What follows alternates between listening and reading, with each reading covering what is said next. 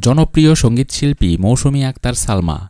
বেশিরভাগ সময়ই দেশ-বিদেশের স্টেজ শোতে অংশ নেন এই শিল্পী।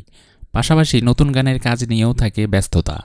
ক্লোজ আপ ওয়ান তারকা হিসেবে পরিচিতি পাওয়া এই শিল্পী মূলত ফোক গানই বেশি করে থাকেন।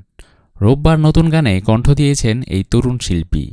সাদা মুখ কালো কইরা বন্ধু দেখায় গোস্সা, আমি নাকি কালো পাখি বন্ধু হইল ফর্সা, এমনই কথার গানটি লিখেছেন আশিক বন্ধু।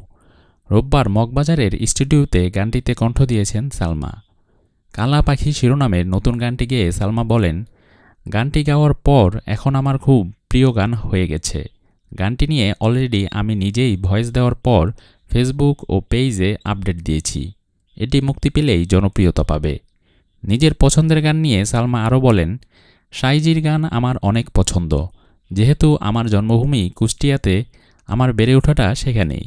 জন্মের পর থেকেই সাইজির গান শুনে বড় হয়েছি।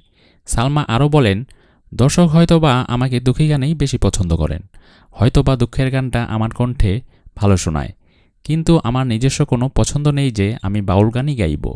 সব রকমের গান গাইতে পছন্দ করি। আমি আসলে একজন স্টেজ পারফর্মার। স্টেজ পারফর্ম করতেই বেশি পছন্দ করি।